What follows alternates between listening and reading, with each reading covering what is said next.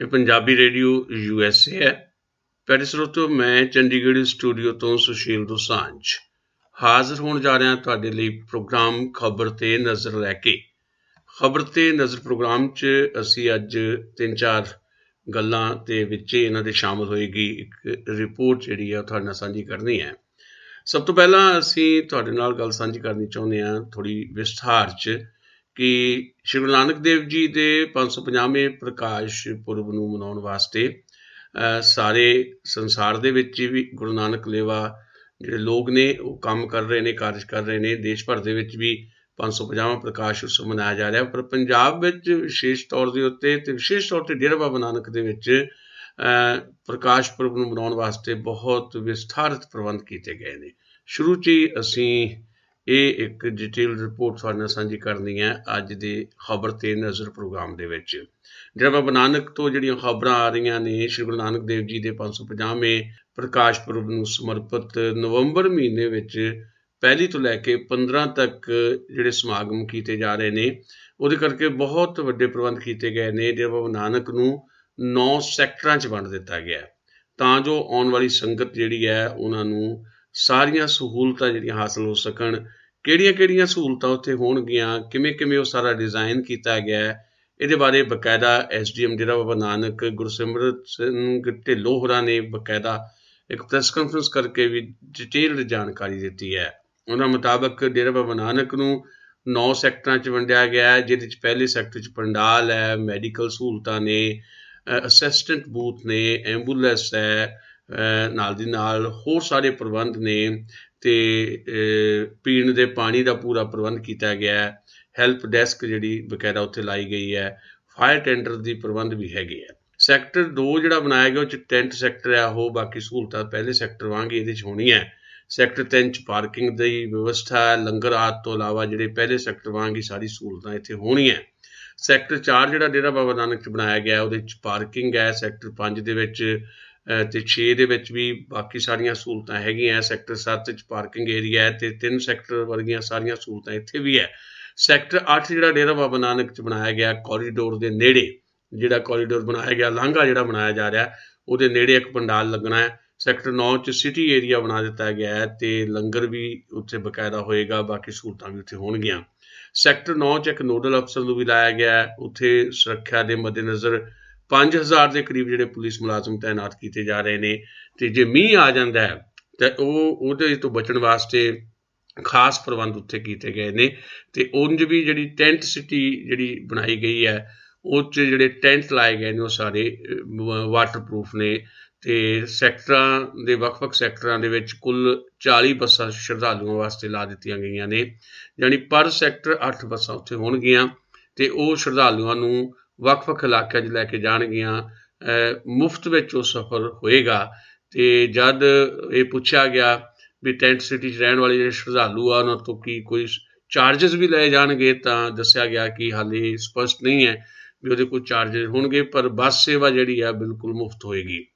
ਸ਼ਰਧਾਲੂਆਂ ਦੀ ਆਮਦ ਜਿਹੜੀ ਹੈ ਬਹੁਤ ਵੱਡੇ ਪੱਧਰ ਤੇ ਹੋਣੀ ਹੈ, ਇਸ ਕਰਕੇ ਡੇਰਾ ਬਾਬਾ ਨਾਨਕ 'ਚ ਜਿਹੜੀ ਇਹ ਦੁਕਾਨਦਾਰਾਂ ਨੇ ਜਿਹੜੇ ਆਪਣੀਆਂ ਦੁਕਾਨਾਂ ਦੇ ਅੱਗੇ ਜਿਹੜੇ ਸਮਾਨ ਲਾਏ ਹੋਏ ਨੇ ਉਹ ਸਮਾਨ ਦਿੱਕਤ ਪੈਦਾ ਨਾ ਕਰਨ ਆਉਣ ਵਾਲੇ ਸ਼ਰਧਾਲੂਆਂ ਨੂੰ। ਇਸ ਕਰਕੇ ਉਹਨਾਂ ਨੂੰ ਚੇਤਾਵਨੀ ਦਿੱਤੀ ਗਈ ਹੈ ਕਿ ਤੁਸੀਂ ਉਹ ਸਮਾਨ ਉੱਥੋਂ ਹਟਾਓ, ਪਰ ਜੇ ਉਹ ਸਮਾਨ ਨਹੀਂ ਹਟਾਉਂਦੇ ਤਾਂ ਫਿਰ ਪ੍ਰਬੰਧਕ ਜਿਹੜੇ ਹੈ ਸ਼ਾਇਦ ਉਹ ਹੋਰ ਤਰੀਕੇ ਨਾਲ ਉਹਨੂੰ ਡੀਲ ਕਰਨਗੇ, ਚਲਾਨ ਤੱਕ ਵੀ ਕੱਟੇ ਜਾ ਸਕਦੇ ਹੈ, ਤਾਂ ਜੋ ਸ਼ਰਧਾਲੂ ਜਿਹੜੇ ਬਾਹਰੋਂ ਆ ਰਹੇ ਉਹਨਾਂ ਨੂੰ ਕਿਸੇ ਤਰ੍ਹਾਂ ਦੀ ਪਰੇਸ਼ਾਨੀ ਨਾ ਹੋਵੇ ਤੇ ਟ੍ਰੈਫਿਕ ਵਿਵਸਥਾ ਜਿਹੜੀ ਹੈ ਉਹ ਸਹੀ ਢੰਗ ਨਾਲ ਚੱਲ ਸਕੇ। ਤੇ ਦੂਸਰੀ ਗੱਲ, ਜਿਹੜੇ 4 ਵਹੀਕਲ ਹੋਣਗੇ, 4 ਪਹੀਆ ਵਹੀਕਲ ਹੋਣਗੇ ਤੇ ਉਹਨਾਂ ਵਾਸਤੇ ਬਕਾਇਦਾ ਪਾਸ ਲੈਣਾ ਪਏਗਾ। ਜਿਹਦੇ ਕੋਲ ਪਾਸ ਨਹੀਂ ਹੋਏਗਾ ਉਹ ਇਸ ਸ਼ਹਿਰ ਦੇ ਵਿੱਚ ਡੇਰਾ ਬਾਬਾ ਨਾਨਕ 'ਚ ਦਾਖਲ ਨਹੀਂ ਹੋ ਸਕਦੇ। ਬਾਹਰੋਂ ਆਉਣ ਵਾਲੇ ਜਿਹੜੇ ਜਰਨਲਿਸਟ ਨੇ ਜਾਂ ਪੱਤਰਕਾਰ ਨੇ ਉਹਨਾਂ ਲਈ ਟੈਂਟ ਸਿਟੀ 'ਚ ਪ੍ਰਬੰਧ ਕੀਤੇ ਜਾਣੇ ਆ। ਪੰਡਾਲ 'ਚ 2 ਸਟੇਜਾਂ ਲੱਗ ਰਹੀਆਂ ਨੇ। ਇੱਕ ਸਟੇਜ ਜਿਹੜੀ ਹੈ ਉਹਦੇ 'ਚ ਧਾਰਮਿਕ ਸਮਾਗਮ ਲਗਾਤਾਰ ਚੱਲਣੇ ਨੇ, ਦੂਜੀ ਸਟੇਜ ਸੱਭਿਆਚਾਰਕ ਤੇ ਸਾਹਿਤਕ ਸਮਾਗਮਾਂ ਦੀ ਹੋਣੀ ਹੈ। ਕਵੀ ਦਰਬਾਰ ਵੀ ਉੱਥੇ ਹੋ ਰਹੇ ਨੇ, ਕਵੀਸ਼ਰ ਵੀ ਉੱਥੇ ਆਉਣਗੇ ਤੇ ਇਹ ਸਾਰਾ ਪ੍ਰੋਗਰਾਮ ਲਗਾਤਾਰ ਉੱਥੇ ਚੱਲੇਗਾ। ਤੇ ਜਿਹੜੀ ਪ੍ਰੈਸ ਕਵਰੇਜ ਹੈ ਉਹਦੇ ਵਾਸਤੇ ਵੀ 2 ਬਲਾਕ ਉੱਥੇ ਬਣਾ ਦਿੱਤੇ ਗਏ ਨੇ। ਗੁਰਦੁਆਰਾ ਚੋਲਾ ਸਾਹਿਬ ਦੇ ਮੇਲੇ ਦੌਰਾਨ ਵੀ ਜਿਹੜੇ ਲੱਖਾਂ ਦੀ ਗਿਣਤੀ 'ਚ ਸੰਗਤ ਉੱਥੇ ਆਉਂਦੀ ਹੈ ਤੇ ਐਤਕਾਂ ਪ੍ਰਕਾਸ਼ ਪਰਬ ਨੂੰ ਲੈ ਕੇ ਜਿਹੜੇ ਸਮਾਗਮ ਹੋਣੇ ਆ, ਇਸ ਕਰਕੇ ਸੰਗਤ ਬਹੁਤ ਜ਼ਿਆਦਾ ਵਧਣੀ ਹੈ ਤੇ ਸ਼ਹਿਰ ਵਿੱਚ ਫਿਰ ਜਿਹੜੀ ਨੈਟਵਰਕਿੰਗ ਹੈ ਮੋਬਾਈਲ ਦੀ ਉਹ ਕਈ ਵਾਰੀ ਜਾਮ ਹੋ ਜਾਂਦੀ ਹੈ। ਇਸ ਕਰਕੇ ਮੋਬਾਈਲ ਨੈਟਵਰਕ ਦੀ ਸਮਰੱਥਾ ਵਧਾਉਣ ਵਾਸਤੇ ਵੀ ਸਰਕਾਰ ਨੂੰ ਕਿਹਾ ਗਿਆ। ਇੰਨੀ ਸਮਰੱਥਾ ਉਹਦੀ ਵਧਾਈ ਜਾਣ ਦੀ ਸੂਚਨਾ ਹੈ ਕਿ ਭਾਰਤ ਦੀ ਹੱਦ ਤੱਕ ਜਿਹੜੀ ਹੈ ਉਹ ਜ਼ਰੂਰ ਰਵੇ। ਤੇ ਜਿਹੜਾ ਲੰਗਰ ਹੈ, ਲੰਗਰ ਵਾਸਤੇ ਕਹਿ ਦਿੱਤਾ ਗਿਆ ਕਿ ਪਲਾਸਟਿਕ ਦੇ ਜਿਹੜੇ ਬਰਤਨ ਹੈ ਉਹ ਬਿਲਕੁਲ ਵੀ ਨਹੀਂ ਵਰਤੇ ਜਾਣਗੇ। ਟੈਂਟ ਸਿਟੀ 'ਚ ਕੋਈ 666 ਟੈਂਟ ਲੱਗਣੇ ਹੈ, 400 ਟੈਂਟ ਲੱਗ ਚੁੱਕੇ ਹੈ, 266 ਟੈਂਟ ਲੱਗਣੇ ਬਾਕੀ ਹੈ ਤੇ ਲਗਭਗ 60% ਜਿਹੜਾ ਟੈਂਟ ਸਿਟੀ ਦਾ ਡੇਰਾ ਬਾਬਾ ਨਾਨਕ ਦੇ ਵਿੱਚ ਕੰਮ ਜਿਹੜਾ ਪੂਰਾ ਹੋ ਚੁੱਕਾ ਹੈ। ਸੋ ਕਾਫੀ ਵੱਡੇ ਪੱਧਰ ਤੇ ਡੇਰਾ ਬਾਬਾ ਨਾਨਕ ਦੇ ਵਿੱਚ 1 ਨਵੰਬਰ ਤੋਂ 15 ਨਵੰਬਰ ਤੱਕ ਸ਼੍ਰੀ ਗੁਰੂ ਨਾਨਕ ਦੇਵ ਜੀ ਦੇ 550ਵੇਂ ਪ੍ਰਕਾਸ਼ ਪੁਰਬ ਨੂੰ ਸਮਰਪਿਤ ਜਿਹੜੇ ਹੈ ਸਮਾਗਮ ਹੋਣੇ ਹੈ। ਸ਼ਰਧਾਲੂਆਂ 'ਚ ਖਾਸ ਤੌਰ ਤੇ ਜਿਹੜੇ ਪੰਜਾਬ 'ਚ ਨੇ ਜਾਂ ਦੇਸ਼ 'ਚ ਨੇ, ਤੇ ਉਹ ਤੋਂ ਵੀ ਮਹੱਤਵਪੂਰਨ ਗੱਲ ਇਹ ਹੈ ਕਿ ਵਿਦੇਸ਼ਾਂ ਤੋਂ ਜਿਹੜੇ ਸ਼ਰਧਾਲੂ ਆ ਰਹੇ ਨੇ ਉਹਨਾਂ ਦੇ ਵਿੱਚ ਇੱਕ ਬਹੁਤ ਜ਼ਿਆਦਾ ਇਸ ਮਾਮਲੇ ਨੂੰ ਲੈ ਕੇ ਉਤਸ਼ਾਹ ਆ। ਸੋ ਇੱਕ ਹਿਸਟੋਰੀਕਲ ਈਵੈਂਟਸ ਦੇ ਤੌਰ ਦੇ ਉੱਤੇ ਤੁਸੀਂ ਸ਼੍ਰੀ ਗੁਰੂ ਨਾਨਕ ਦੇਵ ਜੀ ਦੇ 550ਵੇਂ ਪ੍ਰਕਾਸ਼ ਪੁਰਬ ਦੇ ਇਹਨਾਂ ਸਮਾਗਮਾਂ ਨੂੰ ਦੇਖ ਸਕਦੇ ਹੋ। ਅਗਲੀ ਇੱਕ ਰਾਜਨੀਤਿਕ ਗੱਲ ਤੁਹਾਡੇ ਨਾਲ ਸਾਂਝੀ ਕਰਨੀ ਹੈ। ਤਾਜ਼ੀ ਖਬਰ ਆਈ ਹੈ ਵੀ ਪੰਜਾਬ ਦੇ ਸੀਨੀਅਰ ਅਕਾਲੀ ਲੀਡਰ ਸੁਖਦੇਵ ਸਿੰਘ ਢੀਂਡਸਾ ਨੇ ਰਾਜ ਸਭਾ ਦੇ ਵਿੱਚੋਂ ਗਰੁੱਪ ਲੀਡਰ ਦੇ ਅਹੁਦੇ ਤੋਂ ਅਸਤੀਫਾ ਦੇ ਦਿੱਤਾ ਹੈ। ਤੁਹਾਨੂੰ ਯਾਦ ਹੋਏਗਾ ਕਿ ਨਵੰਬਰ ਦੇ ਵਿੱਚ 2018 ਵਿੱਚ ਉਹਨਾਂ ਨੇ ਰਾਜ ਸਭਾ ਦੀ ਮੈਂਬਰੀ ਤੋਂ ਅਸਤੀਫਾ ਦੇ ਦਿੱਤਾ ਸੀ। ਹੁਣ ਅਕਾਲੀ ਦਲ ਨੂੰ ਇੱਕ ਵੱਡੇ ਝਟਕੇ ਦੇ ਤੌਰ ਤੇ ਤੁਸੀਂ ਇਹਨੂੰ ਦੇਖ ਸਕਦੇ ਹੋ। ਸੁਖਦੇਵ ਸਿੰਘ ਢੀਂਡਸਾ ਨੇ ਰਾਜ ਸਭਾ 'ਚ ਪਾਰਟੀ ਗਰੁੱਪ ਦੇ ਲੀਡਰ ਦੇ ਤੌਰ ਤੇ ਜਿਹੜਾ ਉਹਨਾਂ ਨੂੰ ਇੱਕ ਅਹੁਦਾ ਮਿਲਿਆ ਸੀ ਉਹ ਤੋਂ ਰਿਜ਼ਾਈਨ ਕਰ ਦਿੱਤਾ ਹੈ। ਉਹਨਾਂ ਨੇ ਵੀਰਵਾਰ ਨੂੰ ਰਾਜ ਸਭਾ ਦੇ ਸਭਾਪਤੀ ਉਪ ਰਾਸ਼ਟਰਪਤੀ ਵੈਂਕਈਆ ਨਾਇਡੂ ਨੂੰ ਅਸਤੀਫਾ ਭੇਜਿਆ ਸੀ। ਇਹ ਵੀ ਪਤਾ ਲੱਗਾ ਹੈ ਕਿ ਉਹਨਾਂ ਨੇ ਸ਼ੁੱਕਰਵਾਰ ਨੂੰ ਪਾਰਟੀ ਦੇ ਪ੍ਰਧਾਨ ਸੁਖਬੀਰ ਸਿੰਘ ਬਾਦਲ ਨੂੰ ਵੀ ਅਸਤੀਫਾ ਭੇਜਿਆ। ਤੇ ਜਦ ਕਿ ਸ਼੍ਰੋਮਣੀ ਅਕਾਲੀ ਦਲ ਵੱਲੋਂ ਜਿਹੜੀ ਇੱਕ ਗੱਲ ਕਹੀ ਜਾ ਰਹੀ ਹੈ ਜਾਂ ਖਬਰ ਦਿੱਤੀ ਜਾ ਰਹੀ ਹੈ ਵੀ ਅਸੀਂ ਤਾਂ ਪਹਿਲੇ ਲੀਡਰਸ਼ਿਪ ਨੂੰ ਬਦਲਣ ਵਾਸਤੇ ਜਿਹੜਾ ਆ ਇਹ ਕੋਸ਼ਿਸ਼ ਕੀਤੀ ਸੀ। ਬਕਾਇਦਾ ਢੀਂਡਸਾ ਹੋਰਾਂ ਦੇ ਬਾਰੇ ਇਹ ਕਿਹਾ ਜਾ ਰਿਹਾ ਕਿ ਉਹਨਾਂ ਨੇ ਤਾਂ ਜਿਹੜਾ ਰਿਜ਼ਾਈਨ ਦਿੱਤਾ ਸਿਹਤ ਦੀ ਖਰਾਬੀ ਕਰਕੇ ਦਿੱਤਾ ਹੈ। ਪਰ ਇਹ ਚਰਚਾ ਜ਼ਰੂਰ ਚੱਲ ਰਹੀ ਹੈ ਕਿ ਵੀ ਉਹ ਨਾਰਾਜ਼ਗੀ ਉਹਨਾਂ ਦੀ ਜਿਹੜੀ ਸ਼੍ਰੋਮਣੀ ਅਕਾਲੀ ਦਲ ਨਾਲ ਰਹੀ ਹੈ। ਡਾਕਟਰ ਦਲਜੀਤ ਸਿੰਘ ਚੀਮਾ ਜਿਹੜੇ ਸ਼੍ਰੋਮਣੀ ਅਕਾਲੀ ਦਲ ਦੇ ਸਪੋਕਸਪਰਸਨ ਨੇ, ਉਹਨਾਂ ਨੇ ਟਵਿੱਟਰ ਅਕਾਊਂਟ ਤੇ ਇੱਕ ਚਿੱਠੀ ਜਾਰੀ ਕੀਤੀ ਹੈ ਤੇ ਲਿਖਿਆ ਕਿ ਸ਼੍ਰੋਮਣੀ ਅਕਾਲੀ ਦਲ ਨੇ ਤਾਂ ਜੀ 12 ਜੂਨ 2019 ਨੂੰ ਹੀ ਸੰਸਦੀ ਮਾਮਲਿਆਂ ਦੇ ਐਲਾਨਨਾਮੇ 'ਚ ਰਾਜ ਸਭਾ ਦੀ ਆਪਣੀ ਲੀਡਰਸ਼ਿਪ 'ਚ ਬਦਲਣ ਬਾਰੇ ਲਿਖ ਦਿੱਤਾ ਸੀ ਤੇ ਉਹਦੇ 'ਚ 2 ਨਾਂ ਭੇਜੇ ਸੀ ਵੀ ਤੁਸੀਂ ਸੁਖਦੇਵ ਸਿੰਘ ਢੀਂਡਸਾ ਹੋਰਾਂ ਦੀ ਥਾਂ ਤੇ ਬਲਵਿੰਦਰ ਸਿੰਘ ਭੂੰਦੜ ਤੇ ਨਰੇਸ਼ ਗੁਜਰਾਲ ਜਿਹੜੇ ਆ ਉਹਨਾਂ ਨਾਵਾਂ ਤੇ ਵਿਚਾਰ ਹੋ ਸਕਦਾ ਹੈ। ਤੇ ਇਹਦੀ ਇੱਕ ਕਾਪੀ ਰਾਜ ਸਭਾ ਦੇ ਬਕਾਇਦਾ ਜਨਰਲ ਸਕੱਤਰ ਨੂੰ ਵੀ ਭੇਜੀ ਗਈ ਸੀ। ਪਰ ਇਸ ਅਸਤੀਫੇ ਦੀ ਜਿਹੜੀ ਹੁਣ ਗੱਲ ਆ ਰਹੀ ਹੈ, ਢੀਂਡਸਾ ਹੋਰਾਂ ਦਾ ਅਸਤੀਫਾ, ਇਹਦੇ ਰਾਜਨੀਤਿਕ ਤੌਰ ਦੇ ਉੱਤੇ ਮਾਇਨਿਆਂ ਦੀ ਜੇ ਆਪਾਂ ਗੱਲ ਕਰੀਏ ਤਾਂ ਉਹ ਬਹੁਤ ਜ਼ਿਆਦਾ ਮਹੱਤਵ ਰੱਖਦੀ ਹੈ। ਤੁਹਾਨੂੰ ਇਹ ਯਾਦ ਹੋਏਗਾ ਕਿ ਜਦੋਂ ਪੰਜਾਬ ਦੇ ਵਿੱਚ ਲੋਕ ਸਭਾ ਦੀਆਂ ਚੋਣਾਂ ਹੋਈਆਂ ਪਿੱਛੇ ਤੇ ਉਹਨਾਂ ਚੋਣਾਂ ਦੇ ਵਿੱਚ ਵੀ ਆਪਣੇ ਬੇਟੇ ਪਰਮਿੰਦਰ ਸਿੰਘ ਢੀਂਡਸਾ ਲਈ ਜਾਂ ਵਿਧਾਨ ਸਭਾ ਦੀਆਂ ਵੀ ਜਿਹੜੀਆਂ ਚੋਣਾਂ ਹੋਈਆਂ, ਸੁਖਦੇਵ ਸਿੰਘ ਢੀਂਡਸਾ ਨੇ ਆਪਣੇ ਬੇਟੇ ਪਰਮਿੰਦਰ ਸਿੰਘ ਢੀਂਡਸਾ ਵਾਸਤੇ ਵੋਟ ਨਹੀਂ ਮੰਗੀ। ਉਹਨਾਂ ਨੇ ਇਹ ਕਿਹਾ ਕਿ ਨਰਿੰਦਰ ਮੋਦੀ ਦੇ ਨਾਂ ਤੇ ਵੋਟ ਪਾਓ। ਇਹਦੇ ਕੀ ਅਰਥ ਨੇ? ਇਹਦੇ ਅਰਥ ਹੈ ਕਿ ਆਉਣ ਵਾਲੇ ਸਮੇਂ ਦੇ ਵਿੱਚ ਅਸੀਂ ਦੇਖ ਸਕਦੇ ਹਾਂ ਕਿ ਸ਼੍ਰੋਮਣੀ ਅਕਾਲੀ ਦਲ ਤੋਂ ਵੱਖ ਹੋ ਕੇ ਸ਼ਾਇਦ ਸੁਖਦੇਵ ਸਿੰਘ ਢੀਂਡਸਾ ਭਾਰਤੀ ਜਨਤਾ ਪਾਰਟੀ ਵੀ ਜੁਆਇਨ ਕਰ ਸਕਦੇ ਆ। ਭਾਵੇਂ ਹਾਲ ਫਿਲਹਾਲ ਉਹ ਇਹ ਕਹਿ ਰਿਹਾ ਕਿ ਉਹਨਾਂ ਦੀ ਸਿਹਤ ਠੀਕ ਨਹੀਂ, ਇਸ ਕਰਕੇ ਉਹਨਾਂ ਨੇ ਰਾਜ ਸਭਾ ਤੋਂ ਵੀ ਅਸਤੀਫਾ ਦਿੱਤਾ ਸੀ ਤੇ ਹੁਣ ਗਰੁੱਪ ਲੀਡਰ ਦੇ ਤੌਰ ਤੇ ਵੀ ਆਪਣਾ ਅਹੁਦਾ ਉਹਨਾਂ ਨੇ ਛੱਡਣ ਦਾ ਐਲਾਨ ਕਰ ਦਿੱਤਾ ਹੈ। ਪਰ ਜਿਹੜੀ ਰਾਜਸੀ ਫਿਜ਼ਾ ਆ ਪੰਜਾਬ ਦੀ, ਉਹਦੇ ਵਿੱਚ ਇਹ ਗੱਲ ਆਮ ਚਰਚਾ ਦਾ ਵਿਸ਼ਾ ਬਣੀ ਹੋਈ ਹੈ ਕਿ ਸੁਖਦੇਵ ਸਿੰਘ ਢੀਂਡਸਾ ਨੂੰ ਇੱਕ ਸਿੱਖ ਚਿਹਰੇ ਦੇ ਤੌਰ ਦੇ ਉੱਤੇ ਭਾਰਤੀ ਜਨਤਾ ਪਾਰਟੀ ਪੇਸ਼ ਕਰਕੇ ਆਉਣ ਵਾਲੇ ਸਮੇਂ ਦੇ ਵਿੱਚ ਪੰਜਾਬ ਦੇ ਵਿੱਚ ਕੋਈ ਇੱਦਾਂ ਦਾ ਮੌਕਾ ਵੀ ਦੇਖ ਸਕਦੀ ਹੈ ਵੀ ਉਹ ਇਕੱਲੇ ਤੌਰ ਦੇ ਉੱਤੇ ਚੋਣ ਲੜਨ। ਪਿਛਲੇ ਦਿਨਾਂ ਦੇ ਵਿੱਚ ਜੋ ਕੁਝ ਹੋਇਆ, ਖਾਸ ਤੌਰ 'ਤੇ ਹਰਿਆਣੇ ਦੀਆਂ ਜਿਹੜੀਆਂ ਚੋਣਾਂ ਹੋ ਰਹੀਆਂ ਨੇ, ਉਹਨਾਂ ਚੋਣਾਂ ਦੇ ਵਿੱਚ ਜਿੱਦਾਂ ਸ਼੍ਰੋਮਣੀ ਅਕਾਲੀ ਦਲ ਨੂੰ ਸਾਈਡ 'ਤੇ ਕਰ ਦਿੱਤਾ ਭਾਰਤੀ ਜਨਤਾ ਪਾਰਟੀ ਨੇ ਤੇ ਸ਼੍ਰੋਮਣੀ ਅਕਾਲੀ ਦਲ ਨੇ ਇੰਡੀਅਨ ਨੈਸ਼ਨਲ ਲੋਕ ਦਲ ਦੇ ਨਾਲ ਸਮਝੌਤਾ ਕੀਤਾ ਤੇ ਬੀਜੇਪੀ ਤੋਂ ਵੱਖਰੇ ਹੋ ਕੇ ਹਰਿਆਣੇ ਦੇ ਵਿੱਚ ਸ਼੍ਰੋਮਣੀ ਅਕਾਲੀ ਦਲ ਵਾਲੇ ਲੜ ਰਹੇ ਹੈ।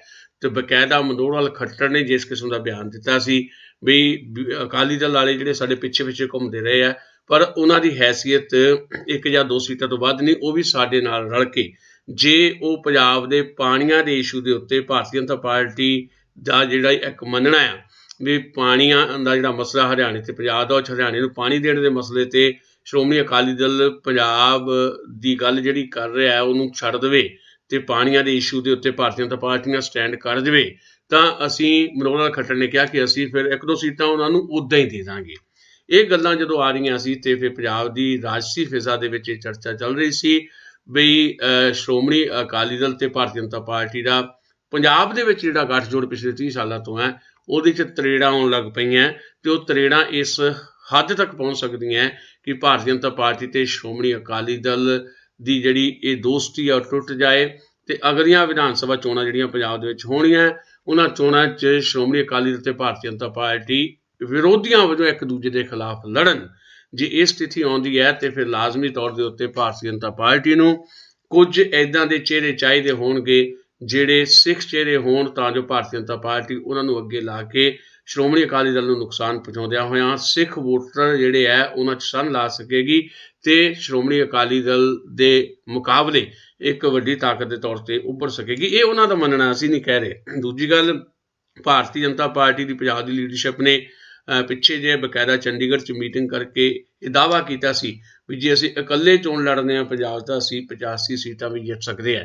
ਸੋ HS ਫੂਲਕਾ ਨੂੰ ਪਦਮ ਸ਼੍ਰੀ ਦੇਣਾ, ਸੁਖਦੇਵ ਸਿੰਘ ਢੀਂਡਸਾ ਨੂੰ ਪਦਮ ਸ਼੍ਰੀ ਦੇਣਾ ਤੇ ਕੁਝ ਹੋਰ ਸਿੱਖ ਲੀਡਰਾਂ ਵੱਲੋਂ ਗਾਹੇ ਵਗਾਹੇ ਭਾਰਤੀ ਜਨਤਾ ਪਾਰਟੀ ਦੀ ਜਿਹੜੀ ਨੀਤੀ ਹੈ ਪਾਣੀਆਂ ਦੇ ਇਸ਼ੂ ਦੇ ਉੱਤੇ ਖਾਸ ਤੌਰ ਦੇ ਉੱਤੇ ਉਹਨਾਂ ਦੀ ਪ੍ਰਸ਼ੰਸਾ ਕਰਨਾ ਇਹ ਦਰਸਾਉਂਦਾ ਹੈ ਕਿ ਪੰਜਾਬ ਦੇ ਵਿੱਚ ਭਾਰਤੀ ਜਨਤਾ ਪਾਰਟੀ ਆਪਣੀ ਇੱਕ ਲੀਡਰਸ਼ਿਪ ਜਿਹੜੀ ਸਿੱਖ ਚਿਹਰੇ ਵਾਲੀ ਹੈ ਉਹਨੂੰ ਡਿਵੈਲਪ ਕਰਨਾ ਚਾਹੁੰਦੀ ਹੈ। ਭਾਵੇਂ ਹਾਲ ਫਿਲਹਾਲ ਇਹ ਕਹਿਣਾ ਬਹੁਤ ਕਾਹਲੀ ਹੋਏਗੀ ਕਿ ਬਕਾਇਦਾ HS ਫੂਲਕਾ ਜਾਂ ਸੁਖਦੇਵ ਸਿੰਘ ਢੀਂਡਸਾ ਭਾਰਤੀ ਜਨਤਾ ਪਾਰਟੀ ਨੂੰ ਜੁਆਇਨ ਕਰ ਸਕਦੇ ਹੈ, ਪਰ ਸਾਨੂੰ ਇਹ ਲੱਗਦਾ ਹੈ ਕਿ ਇਸ ਪਾਸੇ ਵੱਲ ਨੂੰ ਗੱਲ ਚੱਲ ਰਹੀ ਹੈ।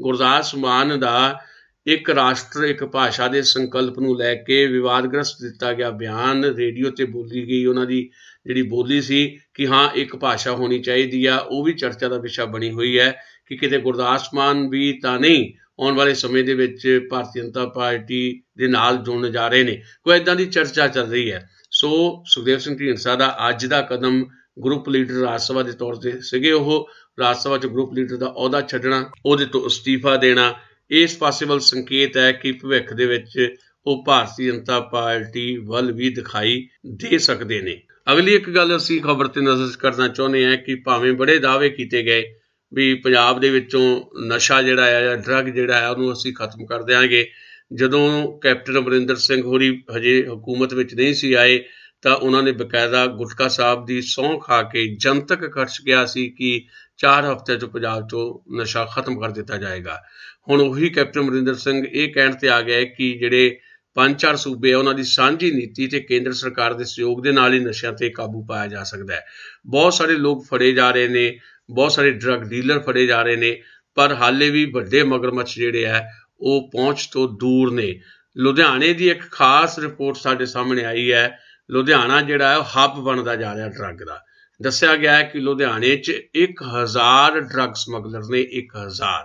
ਇਹਦੇ ਵਿੱਚੋਂ 80% ਜਿਹੜੇ ਆ ਪੁੜੀਆਂ 'ਚ ਸਪਲਾਈ ਕਰਦੇ ਰਹੇ ਹੈ ਤੇ ਹੁਣ ਉਹ ਕਿਲੋਆਂ 'ਚ ਸਮਗਲਿੰਗ ਕਰਨ ਲੱਗ ਪਏ ਨੇ। ਪਿਛਲੇ ਦਿਨਾਂ ਦੇ ਵਿੱਚ ਬਹੁਤ ਸਾਰੇ ਲੋਕ ਫੜੇ ਵੀ ਗਏ ਨੇ, ਪਰ 1, 2, 4 ਜਾਂ 10 ਬੰਦੇ ਫੜੇ ਜਾਣ ਦਾ ਮਤਲਬ ਇਹ ਨਹੀਂ ਹੈ ਕਿ ਡਰੱਗ ਦੇ ਉੱਤੇ ਕਾਬੂ ਪਾ ਲਿਆ ਗਿਆ, ਨਸ਼ੇ ਦੇ ਕਾਬੂ ਪਾ ਲਿਆ ਗਿਆ। ਲੁਧਿਆਣੇ ਬਾਰੇ ਰਿਪੋਰਟ ਇਹ ਆ ਰਹੀ ਹੈ ਕਿ ਡਰੱਗ ਭਾਵੇਂ ਬਾਰਡਰ ਪਾਰ ਤੋਂ ਆਵੇ, ਡਰੱਗ ਭਾਵੇਂ ਦਿੱਲੀ ਵਾਲੇ ਪਾਸੋਂ ਆਵੇ, ਪਰ ਇਹਦਾ ਕੇਂਦਰ ਜਿਹੜਾ ਆ ਜਾਂ ਸੈਂਟਰ ਪੁਆਇੰਟ ਜਿਹੜਾ ਲੁਧਿਆਣਾ ਬਣ ਰਿਹਾ, ਕਿਉਂਕਿ ਖਪਤ ਦੇ ਨਾਲ ਨਾਲ ਇੱਥੇ ਡਰੱਗ ਸਮਗਲਰਾਂ ਦੀ ਬਹੁਤ ਵੱਡੇ ਪੱਧਰ ਤੇ ਭਰਮਾਰ ਹੈ। ਲੋਕਲ ਪੁਲਿਸ ਤੇ ਸਪੈਸ਼ਲ ਇਨਵੈਸਟੀਗੇਸ਼ਨ ਟੀਮ ਜਿਹੜੀ ਹੈ ਉਹ ਉਹਨਾਂ ਦੀ ਸਾਂਝੀ ਇੱਕ ਰਿਪੋਰਟ ਇਹ ਆ ਰਹੀ ਹੈ ਕਿ 1000 ਡਰੱਗ ਸਮਗਲਰ ਜਿਹੜੇ ਆ ਇਕੱਲੇ ਲੁਧਿਆਣੇ 'ਚ ਹੈ, ਜਿਹੜੇ ਲੁਧਿਆਣੇ ਸ਼ਹਿਰ ਦੇ ਵਿੱਚ ਵੀ ਲੁਧਿਆਣੇ ਦੇ ਨੇੜੇ ਤੇੜੇ ਪਿੰਡਾਂ ਦੇ ਵਿੱਚ ਜਿਹੜਾ ਆ ਸਪਲਾਈ ਕਰਦੇ ਆ। ਕੁਝ ਲੋਕ ਇਹਨਾਂ 'ਚੋਂ ਜੇਲ੍ਹਾਂ 'ਚ ਵੀ ਹੈ, ਕੁਝ ਬਾਹਰ ਹੈ, ਪਰ ਜੇਲ੍ਹਾਂ ਤੋਂ ਵੀ ਇਹ ਸਾਰੀਆਂ ਚੀਜ਼ਾਂ ਜਿਹੜੀਆਂ ਆ ਉਹ ਕੰਟਰੋਲ ਕੀਤੀਆਂ ਜਾ ਰਹੀਆਂ। ਇਹ ਠੀਕ ਹੈ ਕਿ ਸਪਲਾਈ ਲਾਈਨ ਤੋੜਨ ਤੇ ਉੱਤੇ ਨਜ਼ਰ ਰੱਖਣ ਵਾਸਤੇ ਪੁਲਿਸ ਦਾ ਇਹ ਦਾਅਵਾ ਹੈ ਕਿ ਉਹਨਾਂ ਨੇ ਅਸੀਂ ਇੱਕ ਮਾਸਟਰ ਪਲਾਨ ਤਿਆਰ ਕੀਤਾ ਹੈ ਤੇ ਸਮਗਲਰ ਜਿਹੜੇ ਆ ਉਹਨਾਂ ਦਾ ਸਿਸਟਮ ਅਸੀਂ ਤਬਾਹ ਕਰ ਦਿਆਂਗੇ। ਪੁਲਿਸ ਕਮਿਸ਼ਨਰ ਦਾ ਕਹਿਣਾ ਰਕੇਸ਼ ਅਗਰਵਾਲ ਹੋਰਾਂ ਦਾ ਵੀ ਅਸੀਂ ਬੜੇ ਸੀਰੀਅਸਲੀ ਲੈ ਰਹੇ ਹਾਂ ਡਰੱਗ ਨੂੰ। ਇਹਦੇ ਲਈ ਕੁਝ ਦਿਨ ਪਹਿਲਾਂ STF ਦੇ IG ਸਨੇਹਦੀਪ ਸ਼ਰਮਾ ਨਾਲ ਮੀਟਿੰਗ ਹੋਈ ਹੈ, ਉਹਨਾਂ ਨੇ ਇਹ ਗੱਲ ਕਹੀ ਹੈ ਤੇ ਦੱਸੀ ਹੈ ਤੇ ਬਕਾਇਦਾ ਲੁਧਿਆਣਾ ਪੁਲਿਸ ਨੂੰ 1000 ਡਰੱਗ ਸਮਗਲਰਾਂ ਦੀ ਲਿਸਟ ਦਿੱਤੀ ਹੈ, ਜਿਹਦੇ 'ਚ ਛੋਟੇ ਤੇ ਵੱਡੇ ਦੋਵੇਂ ਤਰ੍ਹਾਂ ਦੇ ਡਰੱਗ ਸਮਗਲਰ ਹੈਗੇ ਆ। ਜਿਹੜੇ ਨਸ਼ਾ ਕਰਨ ਵਾਲੇ ਜਿਹੜੇ ਪਹਿਲਾਂ ਛੋਟੇ ਤੇ ਫਿਰ ਹੌਲੀ ਹੌਲੀ ਵੱਡੇ ਸਮਗਲਰ ਬਣਦੇ ਚਲੇ ਗਏ ਆ। ਅਫਸਰ ਇਹ ਦੱਸਦੇ ਆ ਕਿ ਇਹਨਾਂ ਸਮਗਲਰਾਂ ਦੇ ਵਿੱਚੋਂ 80% ਜਿਹੜੇ ਸਮਗਲਰ ਉਹ ਆ ਜਿਹੜੇ ਕਦੇ 5 ਤੋਂ ਲੈ ਕੇ 10 ਗ੍ਰਾਮ ਦੇ ਨਾਲ ਫੜੇ ਜਾਂਦੇ ਸੀ, ਹੁਣ ਜੇਲ੍ਹਾਂ ਤੋਂ ਬਾਹਰ ਆ ਕੇ ਉਹ ਕਿਲੋਆਂ 'ਚ ਸਪਲਾਈ ਕਰਨ ਲੱਗ ਪਏ ਆ। ਇਹਨਾਂ 'ਚ ਕੁਝ ਔਰਤਾਂ ਵੀ ਸ਼ਾਮਲ ਹੈ। ਪਿੱਛੇ ਜੇ 4 ਲੋਕ ਫੜੇ ਗਏ ਨੇ, ਜਿਹਦੇ 'ਚ ਵੰਦਨਾ ਨਾਂ ਦੀ ਇੱਕ ਔਰਤ ਵੀ ਸੀ। ਸੋ ਜਿਹੜੇ ਰਾਕੇਸ਼ ਅਗਰਵਾਲ ਹੋਰੀ ਨੇ, ਕਮਿਸ਼ਨਰ ਆਫ ਪੁਲਿਸ, ਉਹਨਾਂ ਨੇ STF ਨਾਲ ਬਕਾਇਦਾ ਸੂਚੀ ਇਹ ਸਾਂਝੀ ਕੀਤੀ ਹੈ ਸਮਗਲਰਾਂ ਦੀ, ਤੇ ਇਹਦੇ ਤੇ ਕੰਮ ਕਰਨਾ ਸ਼ੁਰੂ ਕਰ ਦਿੱਤਾ। ਉਹ ਕਹਿੰਦੇ ਵੀ ਜਿਹੜੇ ਸਮਗਲਰ ਜੇਲ੍ਹ 'ਚ ਹੈ, ਕਿੰਨੇ ਹੋਰ ਸਮਗਲਰ ਬਾਹਰ ਹੈ, ਇਹਦਾ ਪਤਾ ਲਾਇਆ ਜਾ ਰਿਹਾ ਹੈ। ਦੱਸਿਆ ਜਾ ਰਿਹਾ ਕਿ 65% ਸਮਗਲਰ ਜਿਹੜੇ ਹੈ ਉਹ ਜੇਲ੍ਹਾਂ ਜੂਲਾਂ ਕੱਟ ਕੇ ਮੁੜ ਕੇ ਵਾਪਸ ਬਾਹਰ ਆ ਗਏ ਹੈ, ਤੇ ਕੁਝ ਲੋਕ ਅੰਦਰ ਹੈ, ਤੇ ਬਾਕੀ ਜਿਹੜੇ 35% ਵੱਡੇ ਸਮਗਲਰ ਹੈ ਉਹ ਬਾਹਰ ਪਹਿਲਾਂ ਤੋਂ ਹੀ ਹੈ।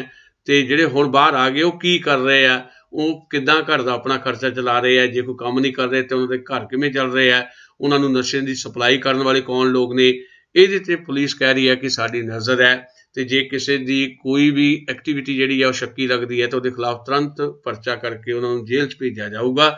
ਤੇ ਜੇਲ੍ਹਾਂ ਦੇ ਅੰਦਰ ਜਿਹੜੇ ਸਮਗਲਰ ਬੈਠੇ ਆ ਉਹਨਾਂ ਤੇ ਵਿਸ਼ੇਸ਼ ਚੈਕਿੰਗ ਹੋਏਗੀ। ਇੱਦਾਂ ਦੀ ਪਲਾਨਿੰਗ ਵੀ ਕੀਤੀ ਜਾ ਰਹੀ ਹੈ। ਇਹ ਵੀ ਦੱਸਿਆ ਜਾ ਰਿਹਾ ਹੈ ਕਿ ਉਹਨਾਂ ਪਰਿਵਾਰਾਂ ਤੇ ਵੀ ਨਜ਼ਰ ਰੱਖੀ ਜਾ ਰਹੀ ਹੈ, ਵੀ ਜਿੱਥੇ ਹੁਣ ਪਰਿਵਾਰਾਂ ਦੀਆਂ ਔਰਤਾਂ ਤੇ ਬੱਚੇ ਜਿਹੜੇ ਆ ਉਹ ਸਮਗਲਿੰਗ ਦੇ ਵਿੱਚ ਜਿਹੜੇ ਆ ਉਹ ਸ਼ਾਮਲ ਹੋ ਰਹੇ ਦੱਸੇ ਜਾ ਰਹੇ ਆ। ਤੇ ਕੁਝ ਪੁਲਿਸ ਨੇ ਲੁਧਿਆਣੇ ਸ਼ਹਿਰ 'ਚ ਖਾਸ ਤੌਰ ਤੇ ਉਹਨੂੰ ਟਾਰਗੇਟ ਕਰਕੇ 43 ਦੇ ਕਰੀਬ ਇੱਦਾਂ ਦੇ ਇਲਾਕੇ ਲੱਭੇ ਆ, ਜਾਂ ਉਹਨਾਂ ਨੂੰ ਦੇਖਿਆ ਜਾ ਰਿਹਾ, ਉਹਨਾਂ ਤੇ ਛਾਪੇ ਮਾਰੇ ਜਾ ਰਹੇ ਆ, ਜਿੱਥੋਂ ਡਰੱਗ ਸਮਗਲਰ ਜਿਹੜੇ ਆ ਉਹ ਨਸ਼ੇ ਦੀ ਸਪਲਾਈ ਦਿੰਦੇ ਆ, ਜਿੱਥੇ ਨਸ਼ੇੜੀ ਸਭ ਤੋਂ ਜ਼ਿਆਦਾ ਹੈ। 4 ਟੀਮਾਂ ਜਿਹੜੀਆਂ ਪੁਲਿਸ ਦੀਆਂ ਉਹ ਚਲਾਈਆਂ ਗਈਆਂ, ਜਿਹਦੇ 'ਚ CIA ਵੀ ਆ, ਸਪੈਸ਼ਲ ਇਨਵੈਸਟੀਗੇਸ਼ਨ ਟੀਮ ਵੀ ਹੈ, ਨਾਰਕੋਟਿਕਸ ਮਹਿਕਮਾ ਵੀ ਹੈ, ਤੇ ਥਾਣਿਆਂ ਦੀ ਪੁਲਿਸ ਵੀ ਉੱਥੇ ਗਸ਼ਤ ਕਰ ਰਹੀ ਹੈ, ਛਾਪੇ ਮਾਰੇ ਜਾ ਰਹੇ ਨੇ, ਤੇ ਜਿਹੜੇ ਨਸ਼ੇੜੀ ਦੇਖੇ ਜਾ ਰਹੇ ਨੇ, ਲੱਭੇ ਜਾ ਰਹੇ ਨੇ, ਉਹਨਾਂ ਨੂੰ ਹਸਪਤਾਲਾਂ ਦੇ ਵਿੱਚ ਵੀ ਭਰਤੀ ਕਰਵਾਏ ਜਾਣ ਦੀ ਇੱਕ ਪਲਾਨਿੰਗ ਤੇ ਪੁਲਿਸ ਕੰਮ ਕਰ ਰਹੀ ਹੈ। ਦੱਸਿਆ ਗਿਆ ਕਿ ਦਿੱਲੀ ਜਾਂ ਬਾਰਡਰ ਏਰੀਏ ਤੋਂ ਲੁਧਿਆਣੇ ਨੂੰ ਸੈਂਟਰ ਬਣਾ ਕੇ ਸਪਲਾਈ ਹੋ ਰਹੀ ਹੈ, ਜਿੱਥੇ ਹੈਰੋਇਨ ਸਪਲਾਈ ਕੀਤੀ ਜਾਂਦੀ ਹੈ। ਪਿਛਲੇ 4 ਮਹੀਨੇ 'ਚ STF ਨੇ ਸਿਰਫ ਲੁਧਿਆਣੇ ਤੋਂ 18 ਕਿਲੋ ਹੈਰੋਇਨ ਫੜੀ ਹੈ। ਪੁਲਿਸ ਦਾ ਸਰਵੇ ਇਹ ਦੱਸ ਰਿਹਾ ਹੈ ਕਿ ਆਉਣ ਵਾਲੇ ਦਿਨਾਂ 'ਚ ਜਿਹੜੇ 35 ਵੱਡੇ ਜਿਹੜੇ ਡਰੱਗ ਸਮਗਲਰ ਹੈ, ਜਿਹੜੇ ਜੇਲ੍ਹਾਂ ਤੋਂ ਬਾਹਰ ਹੈ, ਉਹਨਾਂ ਨੂੰ ਵੀ ਉਹ ਕਹਿੰਦੇ ਸਾਡੀ ਕੋਸ਼ਿਸ਼ ਹੈ ਉਹ ਜੇਲ੍ਹਾਂ 'ਚ ਵਾਪਸ ਭੇਜਿਆ ਜਾਏ। ਸੋ ਇਹਨਾਂ ਸਥਿਤੀਆਂ ਦੇ ਵਿੱਚ ਕਿਵੇਂ ਲੁਧਿਆਣੇ ਜਿਹੜਾ ਸੈਂਟਰ ਬਣਾਇਆ ਲੁਧਿਆਣਾ, ਉਹਨੂੰ ਨਸ਼ਿਆਂ ਤੋਂ ਮੁਕਤ ਕਰਨਾ ਹੈ, ਪੁਲਿਸ ਇਹ ਕੰਮ ਕਰ ਪਾਉਂਦੀ ਕਿ ਨਹੀਂ ਕਰ ਪਾਉਂਦੀ, ਕਿਉਂਕਿ ਇਹਦੇ ਪਿੱਛੇ ਸਰਪ੍ਰਸਤੀ ਜਿਹੜੀ ਹੈ ਇੱਕ ਪੋਲੀਟੀਕਲ ਲੀਡਰਸ਼ਿਪ ਦੀ ਹੈਗੀ ਹੈ। ਅਸੀਂ ਇਹ ਮੰਨਦੇ ਰਹੇ ਹਾਂ ਤੇ ਇਹ ਗੱਲ ਦੁਹਰਾਉਣੀ ਚਾਹੁੰਦੇ ਹਾਂ ਕਿ ਪੰਜਾਬ ਦੇ ਵਿੱਚ ਜਾਂ ਦੇਸ਼ ਪੱਧਰ ਤੇ ਵੀ, ਖਾਸ ਤੌਰ ਤੇ ਪੰਜਾਬ ਦੇ ਵਿੱਚ, ਜੇ ਡਰੱਗ ਸਮਗਲਿੰਗ ਨਹੀਂ ਰੁਕ ਰਹੀ ਤਾਂ ਇਹ 3 ਤਰ੍ਹਾਂ ਦਾ ਇੱਕ ਗੱਠਜੋੜ ਹੈ। ਉਹਦੇ 'ਚ ਕੁਝ ਕਰਪਟ ਕਿਸਮ ਦੇ ਪੁਲਿਸ ਅਫਸਰ ਨੇ, ਤੇ ਜਿਹੜੇ ਡਰੱਗ ਸਮਗਲਰ ਨੇ ਉਹ ਤਾਂ ਹੈ ਹੀ, ਤੇ ਇਹਨਾਂ ਦੇ ਸਿਰ ਤੇ ਹੱਥ ਹੈ ਜਿਹੜੇ ਕਰਪਟ ਕਿਸਮ ਦੇ ਪੋਲੀਟੀਕਲ ਲੀਡਰ ਨੇ, ਚਾਹੇ ਉਹ ਹੁਕੂਮਤ ਵਿੱਚ ਨੇ, ਚਾਹੇ ਹੁਕੂਮਤ ਤੋਂ ਬਾਹਰ ਬੈਠੇ ਨੇ। ਜਿੰਨੀ ਦੇਰ ਤੱਕ ਇਹ ਨੈਟਵਰਕ ਉਹਨਾਂ ਦਾ, ਇਹ ਗੱਠਜੋੜ ਉਹਨਾਂ ਦਾ ਨਹੀਂ ਤੋੜਿਆ ਜਾਂਦਾ, ਉਨੀ ਦੇਰ ਤੱਕ ਡਰੱਗ ਜਿਹੜੀ ਸਮਗਲਿੰਗ ਹੈ ਉਹਨੂੰ ਰੋਕਿਆ ਨਹੀਂ ਜਾ ਸਕਦਾ। ਪੰਜਾਬ ਨੂੰ ਬਚਾਉਣ ਲਈ ਜ਼ਰੂਰੀ ਹੈ ਕਿ ਪੰਜਾਬ ਦੇ ਹੁਕਮਰਾਨ ਆਪਣੀ ਰਾਜਨੀਤਿਕ ਇੱਛਾ ਸ਼ਕਤੀ ਦਿਖਾਉਣ ਤੇ ਇਸ ਗੱਠਜੋੜ ਨੂੰ ਤੋੜਨ। ਜਿਹੜੇ ਹੁਕੂਮਤ 'ਚ ਬੈਠੇ ਲੋਕ ਨੇ, ਡਰੱਗ ਸਮਗਲਰਾਂ ਦੇ ਸਰਪ੍ਰਸਤ ਬਣੇ ਹੋਏ ਨੇ, ਉਹਨਾਂ ਨੂੰ ਜਿੰਨੀ ਦੇਰ ਤੱਕ ਹਕੂਮਤ ਤੋਂ ਬਾਹਰ ਦਾ ਰਸਤਾ ਨਹੀਂ ਦਿਖਾਇਆ ਜਾਂਦਾ, ਤੇ ਜਿਹੜੇ ਹੁਕੂਮਤ ਤੋਂ ਬਾਹਰ ਵੀ ਪੋਲੀਟੀਕਲ ਪਾਰਟੀਆਂ 'ਚ ਡਰੱਗ ਸਮਗਲਰਾਂ ਦੇ ਸਰਪ੍ਰਸਤ ਬਣੇ ਹੋਏ ਨੇ, ਉਹਨਾਂ ਤੇ ਪਹਿਲਾਂ ਕਾਰਵਾਈ ਨਹੀਂ ਕੀਤੀ ਜਾਂਦੀ, ਉਦੋਂ ਤੱਕ ਇਸ ਵੱਡੀ ਮੁਸ਼ਕਲ ਤੋਂ ਜਾਂ ਇਸ ਸਮੱਸਿਆ ਤੋਂ ਪਾਰ ਨਹੀਂ ਪਾਇਆ ਜਾ ਸਕਦਾ। ਅਸੀਂ ਖਬਰ ਤੇ ਨਜ਼ਰ ਪ੍ਰੋਗਰਾਮ 'ਚ ਇੱਕ ਵਿਸ਼ੇਸ਼ ਰਿਪੋਰਟ ਤੁਹਾਡੇ ਨਾਲ ਸਾਂਝੀ ਕਰਨੀ ਹੈ। ਸਾਡੇ ਕੋਲ ਜਿਹੜੀ ਰਿਪੋਰਟ ਆਈ ਹੈ, ਬੜੀ ਇੰਪੋਰਟੈਂਟ ਰਿਪੋਰਟ ਹੈ ਭਾਰਤ ਦੇ ਹਵਾਲੇ ਨਾਲ। ਖਾਸ ਤੌਰ ਤੇ 5 ਸਾਲ ਤੋਂ ਘੱਟ ਉਮਰ ਦੇ ਜਿਹੜੇ ਭਾਰਤ ਦੇ ਵਿੱਚ ਬੱਚੇ ਹੈ, ਉਹਨਾਂ ਬਾਰੇ ਇਹ ਰਿਪੋਰਟ ਹੈ। ਜਿਹੜੀ ਇਹ ਰਿਪੋਰਟ ਦੱਸਦੀ ਹੈ ਕਿ 69% ਜਿਹੜੀਆਂ ਮੌਤਾਂ ਹੁੰਦੀਆਂ 500 ਘੱਟ ਸਾਲ ਦੇ ਜਿਹੜੇ ਬੱਚੇ ਹੈ, ਉਹਨਾਂ ਦੀਆਂ ਮੌਤਾਂ ਦਾ ਕਾਰਨ ਭੁੱਖਮਰੀ ਹੈ ਜਾਂ ਕੁਪੋਸ਼ਣ ਹੈ। ਉਹਨਾਂ ਨੂੰ ਸਹੀ ਤਰੀਕੇ ਨਾਲ ਖਾਣਾ ਨਹੀਂ ਮਿਲਦਾ। ਇਹ ਰਿਪੋਰਟ ਸਾਡੀ ਨਹੀਂ ਹੈ, ਅਸੀਂ ਬੱਚਿਆਂ ਬਾਰੇ ਅਕਸਰ ਗੱਲ ਕਰਦੇ ਹਾਂ। ਇਹ ਯੂਨੀਸੈਫ ਦੀ ਰਿਪੋਰਟ ਆਈ ਹੈ। ਯੂਨੀਸੈਫ ਨੇ ਰਿਪੋਰਟ ਇਹ ਜਾਰੀ ਕੀਤੀ ਹੈ। ਬੱਚਿਆਂ ਦੇ ਪੋਸ਼ਣ ਉੱਪਰ ਯੂਨੀਸੈਫ ਨੇ 20 ਸਾਲ ਪਹਿਲਾਂ ਇਸ ਤਰ੍ਹਾਂ ਦੀ ਇੱਕ ਰਿਪੋਰਟ ਜਾਰੀ ਕੀਤੀ ਸੀ। ਹੁਣ ਆਪਣੀ report the state of the world's children 2019 'ਚ ਯੂਨੀਸੈਫ ਨੇ ਕਿਹਾ ਕਿ ਇਸ ਉਮਰ ਵਰਗ ਵਿੱਚ ਹਰ ਦੂਜਾ ਬੱਚਾ ਕਿਸੇ ਨਾ ਕਿਸੇ ਰੂਪ ਨਾਲ ਕੁਪੋਸ਼ਣ ਤੋਂ ਪ੍ਰਭਾਵਿਤ ਹੈ। ਇਹਨਾਂ ਬੱਚਿਆਂ ਦਾ ਵਿਕਾਸ ਜਿਹੜਾ ਰੁਕ ਗਿਆ, ਜਿਹਦੇ ਕਰਕੇ 35% ਜਿਹੜੇ ਮਾਮਲੇ ਆਉਂਦੇ ਆ, ਤੇ ਕਮਜ਼ੋਰੀ ਆ ਬੱਚਿਆਂ ਦੇ ਵਿੱਚ। 17% ਇੱਦਾਂ ਦੇ ਬੱਚੇ ਜਿਹੜੇ ਬਹੁਤ ਕਮਜ਼ੋਰ ਆ, ਉਹਨਾਂ ਦਾ ਭਾਰ ਜਿਹੜਾ ਆ ਲਗਾਤਾਰ ਘਟਦਾ ਹੈ। ਭਾਰ ਬਹੁਤ ਜ਼ਿਆਦਾ ਘੱਟ ਹੋਣ ਦੇ 2% ਮਾਮਲੇ ਆ ਰਹੇ ਆ। ਸਿਰਫ 42% ਬੱਚੇ ਆ 6 ਤੋਂ ਲੈ ਕੇ 23 ਮਹੀਨਿਆਂ ਦੀ ਉਮਰ ਵਰਗ ਦੇ, ਜਿਨ੍ਹਾਂ ਨੂੰ ਲੋੜੀਂਦੇ ਸਮੇਂ ਤੇ ਸਹੀ ਕਿਸਮ ਦੇ ਨਾਲ ਖਾਣਾ ਮਿਲਦਾ ਹੈ, ਤੇ 21% ਬੱਚੇ ਜਿਹੜੇ ਆ ਉਹਨਾਂ ਨੂੰ ਲੋੜੀਂਦੇ ਤੌਰ ਦੇ ਉੱਤੇ ਜਿਹੜੇ ਆ ਵੰਨ ਸੁਵੰਨਤਾ ਵਾਲੇ ਖਾਣੇ ਵੀ ਮਿਲਦੇ ਆ। ਰਿਪੋਰਟ ਇਹ ਦੱਸਦੀ ਹੈ ਕਿ 6 ਤੋਂ 8 ਮਹੀਨੇ ਦੀ ਉਮਰ ਦੇ ਸਿਰਫ 53% ਬੱਚੇ ਹੈ ਜਿਨ੍ਹਾਂ ਨੂੰ ਪੂਰਨ ਖੁਰਾਕ ਦਿੱਤੀ ਜਾਂਦੀ ਹੈ। ਰਿਪੋਰਟ ਇਹ ਵੀ ਦੱਸਦੀ ਹੈ ਕਿ ਭਾਰਤੀ ਔਰਤਾਂ ਦੇ ਸਿਹਤ ਦੇ ਮਾਮਲੇ 'ਚ ਇਹ ਗੱਲ ਆਈ ਹੈ ਵੀ ਹਰ ਦੂਜੀ ਭਾਰਤ ਦੇ ਵਿੱਚ ਔਰਤ ਇਸ ਤਰ੍ਹਾਂ ਦੀ ਆ ਜਿਹਦੇ 'ਚ ਖੂਨ ਦੀ ਕਮੀ ਹੈ। ਇਹ ਵੀ ਕਿਹਾ ਗਿਆ ਕਿ 5 ਸਾਲ ਤੋਂ ਘੱਟ ਉਮਰ ਦੇ ਬੱਚਿਆਂ 'ਚ ਖੂਨ ਦੀ ਕਮੀ ਦੀ ਸਭ ਤੋਂ ਜ਼ਿਆਦਾ ਜਿਹੜੀ ਦੇਖੀ ਗਈ ਹੈ ਤੇ ਜਿਹੜੀਆਂ ਲੜਕੀਆਂ ਜਿਹੜੀਆਂ ਜਵਾਨ ਹੋ ਰਹੀਆਂ ਨੇ ਉਹਨਾਂ ਲੜਕੀਆਂ 'ਚ ਖੂਨ ਦੀ ਕਮੀ ਜਿਹੜੀ ਹੈ ਦੁੱਗਣੇ ਰਫ਼ਤਾਰ ਨਾਲ ਵੱਧ ਰਹੀ ਹੈ। ਭਾਰਤੀ ਬੱਚੇ ਜਿਹੜੇ ਆ ਦੇਖੋ ਕਿੰਨੀ ਵੱਡੀ ਗੱਲ ਹੈ ਕਿ ਹਾਈ ਬਲੱਡ ਪ੍ਰੈਸ਼ਰ ਆਮ ਤੌਰ ਤੇ ਕਿਹਾ ਜਾਂਦਾ ਹੁੰਦਾ ਹੈ ਕਿ ਉਹ 40 ਸਾਲ ਦੀ ਉਮਰ ਤੋਂ ਬਾਅਦ ਇਹਦੀ ਸਮੱਸਿਆ ਪੈਦਾ ਹੋ ਸਕਦੀ ਹੈ।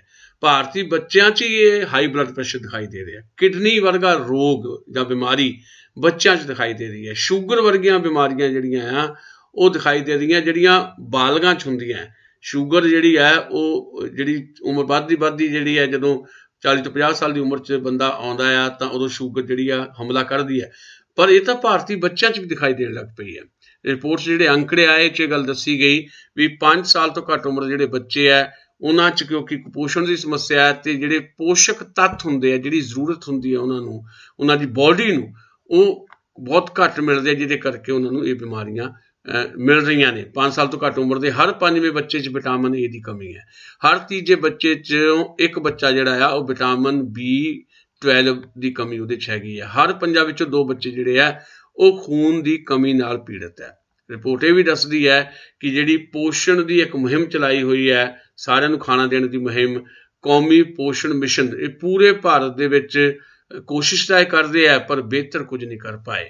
ਜਿਹੜਾ ਖੂਨ ਦੀ ਕਮੀ ਹੈ ਉਹਦੇ ਵਾਸਤੇ ਲੜਨ ਵਾਸਤੇ ਐਨੀਮੀਆ ਮੁਕਤ ਭਾਰਤ ਵਰਗਾ ਇੱਕ ਪ੍ਰੋਗਰਾਮ ਵੀ ਜਿਹੜਾ ਉਹ ਲਾਗੂ ਕੀਤਾ ਗਿਆ ਪਰ ਚੰਗਾ ਪ੍ਰੋਗਰਾਮ ਵੀ ਮੰਨਿਆ ਜਾਂਦਾ ਹੈ ਪਰ ਉਹਦੇ ਕੋਈ ਬਿਹਤਰ ਨਤੀਜੇ ਹਾਲੇ ਦਿਖਾਈ ਨਹੀਂ ਦੇ ਰਹੇ। ਇਹਦਾ ਮਤਲਬ ਉਹ ਵੀ ਕਰਪਸ਼ਨ ਦਾ ਸ਼ਿਕਾਰ ਹੈ। ਇੱਦਾਂ ਦੀਆਂ ਕੰਪੇਨਸ ਜਿਹੜੀਆਂ ਸਕੂਲੀ ਬੱਚੇ ਜਿਹੜੇ ਆ ਜਾਂ ਥੋੜ੍ਹੇ ਜਵਾਨ ਹੋ ਰਹੇ ਜਿਹੜੇ ਬੱਚੇ ਆ 6 ਸਾਲ ਤੋਂ ਉੱਪਰਲੀ ਉਮਰ ਦੇ ਵੀ ਜਿਹੜੇ ਬੱਚੇ ਆ 12-14 ਸਾਲ ਤੱਕ ਉਹਨਾਂ 'ਚ 10% ਬੱਚੇ ਇੱਦਾਂ ਦੇ ਆ ਗਏ ਆ ਜਿਨ੍ਹਾਂ 'ਚ ਬਕਾਇਦਾ ਸ਼ੂਗਰ ਦੀ ਬਿਮਾਰੀ ਦਿਖਾਈ ਦੇ ਰਹੀ ਹੈ ਤੇ ਇਹਦੇ ਨਾਲ ਜ਼ਿਆਦਾ ਭਾਰ ਤੇ ਮੋਟਾਪੇ ਦੀਆਂ ਬਿਮਾਰੀਆਂ ਵੀ ਇਹਨਾਂ ਬੱਚਿਆਂ 'ਚ ਦਿਖਾਈ ਦੇ ਰਹੀਆਂ। ਭਾਰਤ ਦੇ ਸ਼ਹਿਰਾਂ ਨੇ ਸਿਹਤ ਲਈ ਨੁਕਸਾਨਦਾਇਕ ਜਿਹੜੇ ਸਨੈਕਸ ਖਾਣ ਦਾ ਜਿਹੜਾ ਇੱਕ ਕਹਿ ਲਓ ਵੀ ਇੱਕ ਟ੍ਰੈਂਡ ਬਣਾ ਲਿਆ ਉਹ ਇੱਕ ਇਹਦਾ ਵੀ ਕਾਰਨ ਹੋ ਸਕਦਾ ਹੈ ਜਿਹਦੇ ਕਰਕੇ ਬੱਚਿਆਂ ਦੀ ਜਿਹੜੀ ਖਾਣੇ ਦੀ ਜਿਹੜੀ ਪਸੰਦ ਹੈ ਪ੍ਰਭਾਵਿਤ ਹੋ ਰਹੀ ਹੈ ਤੇ ਇਹ ਪੇਂਡੂ ਏਰੀਏ 'ਚ ਵੀ ਫੈਲਣ ਲੱਗ ਪਿਆ ਹੈ। ਭਾਰਤ ਦੇ ਵਿੱਚ ਭੋਜਨ ਦੀ ਖਪਤ ਦਾ ਜਿਹੜਾ ਪੈਟਰਨ ਹੈ ਉਹਦੇ ਤੋਂ ਇਹ ਪਤਾ ਲੱਗਦਾ ਹੈ ਕਿ ਬੱਚਿਆਂ ਦਾ ਜਿਹੜਾ ਖਾਣਾ ਪੀਣਾ ਉਹ 'ਚ ਵੱਡੇ ਪੈਮਾਨੇ ਤੇ ਪ੍ਰੋਟੀਨ ਤੇ ਜਿਹੜੇ ਸੂਖਮ ਪੋਸ਼ਕ ਤੱਤ ਹੋਣੇ ਚਾਹੀਦੇ ਉਹ ਨਹੀਂ ਹੈ ਤੇ ਘਰ ਦੇ ਜਿਹੜੇ ਵੱਡੇ ਲੋਕ ਹੈ ਯਾਨੀ ਬਾਲਗ ਜਿਹੜੇ ਹੈ ਉਹ ਵੀ ਬੱਚਿਆਂ ਦਾ ਜਿਹੜਾ ਭੋਜਨ ਦਾ ਪਸੰਦ ਹੈ ਬੱਚਿਆਂ ਦੀ ਉਹਦੇ ਤੋਂ ਪ੍ਰਭਾਵਿਤ ਹੁੰਦੇ ਆ। ਬਾਲਗ ਵੀ ਉੱਦਾਂ ਦਾ ਭੋਜਨ ਕਰਨ ਲੱਗ ਪੈਂਦੇ ਆ। ਦਹਾਕਿਆਂ ਤੋਂ ਭਾਵੇਂ ਕਿਹਾ ਜਾ ਰਿਹਾ ਜਾਂ ਦਾਅਵਾ ਕੀਤਾ ਜਾ ਰਿਹਾ ਕਿ ਭਾਰਤ ਵਿੱਚ ਆਮਦਨੀ ਵਧੀ ਹੈ ਉਹਦੇ ਬਾਵਜੂਦ ਪ੍ਰੋਟੀਨ ਆਧਾਰਿਤ ਜਿਹੜੀ ਕੈਲਰੀ ਘੱਟ ਹੋਈ ਹੈ ਤੇ ਫਲਾਂ ਤੇ ਸਬਜ਼ੀਆਂ ਦੀ ਕੈਲਰੀ ਦੀ ਹਿੱਸੇ ਦੇ ਵਿੱਚ ਵੀ ਗਿਰਾਵਟ ਆਈ ਹੈ। ਦੱਸਿਆ ਇਹ ਗਿਆ ਕਿ ਗਲੋਬਲ ਲੈਵਲ ਦੇ ਉੱਤੇ ਜਿਹੜੀ ਖੁਰਾਕ ਦੀ ਵਿਕਰੀ ਹੈ ਅਨਾਜ ਦੀ ਵਿਕਰੀ ਹੈ ਉਹਦਾ 77% ਸਿਰਫ 10 ਵੱਡੀਆਂ ਫਰਮਾਂ ਵੱਲੋਂ ਕੰਟਰੋਲ ਕੀਤਾ ਜਾਂਦਾ ਹੈ। ਸ਼ਹਿਰੀ ਇਲਾਕਿਆਂ 'ਚ ਜਿਹੜੇ ਹੈ ਬਹੁਤ ਜ਼ਿਆਦਾ ਜਿਹੜੇ ਇੱਦਾਂ ਦੇ ਬੱਚੇ ਗਰੀਬ ਬੱਚੇ ਖਾਸ ਤੌਰ ਦੇ ਉੱਤੇ ਜਿਨ੍ਹਾਂ ਨੂੰ ਸਹੀ ਖਾਣਾ ਨਹੀਂ ਮਿਲ ਰਿਹਾ।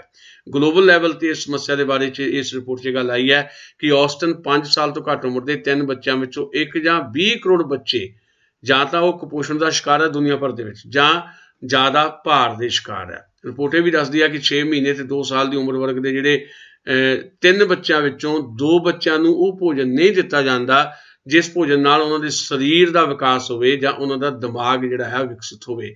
ਇਹਦੇ ਨਾਲ ਬੱਚਿਆਂ ਦੇ ਦਿਮਾਗ ਦਾ ਪੂਰਾ ਵਿਕਾਸ ਨਹੀਂ ਹੁੰਦਾ ਉਹਦਾ ਖਤਰਾ ਪੈਦਾ ਹੋ ਜਾਂਦਾ ਹੈ। ਕਮਜ਼ੋਰ ਕਿਸਮ ਦਾ ਉਹਨਾਂ ਦੀ ਜਿਹੜੀ ਟੋਟਲ ਜਿਹੜੀ ਪ੍ਰਣਾਲੀ ਬਣ ਜਾਂਦੀ ਹੈ। ਛੋਟੀ ਜਿਹੀ ਗੱਲ ਜਾਂ ਛੋਟੀ ਜਿਹੀ ਮਾਮਲੇ 'ਚੋਂ ਉਹਨਾਂ 'ਤੇ ਬਿਮਾਰੀ ਹਮਲਾ ਕਰ ਦਿੰਦੀ ਹੈ ਜਿਹਦੇ ਕਰਕੇ ਮੌਤ ਤੱਕ ਵੀ ਹੋ ਜਾਂਦੀ ਹੈ।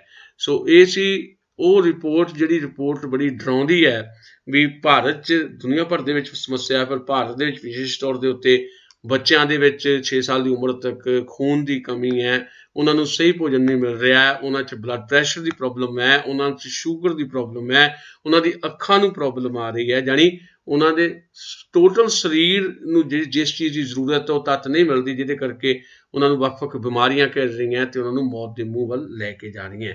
ਇਸ ਤੋਂ ਜ਼ਿਆਦਾ ਸ਼ਰਮਨਾਕ ਗੱਲ ਨਹੀਂ ਹੋ ਸਕਦੀ ਉਦੋਂ ਜਦੋਂ ਭਾਰਤ ਦੇ ਪ੍ਰਧਾਨ ਮੰਤਰੀ ਇਹ ਦਾਅਵਾ ਕਰਦੇ ਹੋਣ ਕਿ ਭਾਰਤ ਜਿਹੜਾ ਆ 2022 ਤੱਕ ਜਿਹੜਾ ਦੁਨੀਆ ਦਾ ਸਭ ਤੋਂ ਵਿਕਸਿਤ ਤੇ ਆਰਥਿਕ ਤੌਰ ਤੇ ਮਜ਼ਬੂਤ ਮੁਲਕ ਹੋਏਗਾ। ਆਰਥਿਕਤਾ ਜਾਂ ਖੁਸ਼ਹਾਲੀ ਉੱਥੋਂ ਦੇ ਜਿਹੜੇ ਬੱਚੇ ਹੈ ਉਹਨਾਂ ਦੀ ਸਿਹਤ ਤੇ ਉਹਨਾਂ ਦੇ ਗਿਆਨ ਤੋਂ ਪਰਖੀ ਜਾਂਦੀ ਹੈ ਤੇ ਇਹਨਾਂ ਦੋਨਾਂ ਮਾਮਲਿਆਂ 'ਚ ਭਾਰਤ ਬਹੁਤ ਬੁਰੀ ਤਰ੍ਹਾਂ ਪਛੜ ਰਿਹਾ ਹੈ। ਇਸ ਨਾਲ ਹੀ ਅਸੀਂ ਅੱਜ ਦਾ ਖਬਰ ਤੇ ਨਜ਼ਰ ਪ੍ਰੋਗਰਾਮ ਇੱਥੇ ਸਮਾਪਤ ਕਰਾਂਗੇ। ਹੁਣ ਦਿਓ ਸੁਸ਼ੀਲ ਸਾਈ ਨੂੰ ਆਗਿਆ। ਬਹੁਤ ਬਹੁਤ ਮਿਹਰਬਾਨੀ, ਬਹੁਤ ਬਹੁਤ ਸ਼ੁਭ ਸ਼ਾਮ।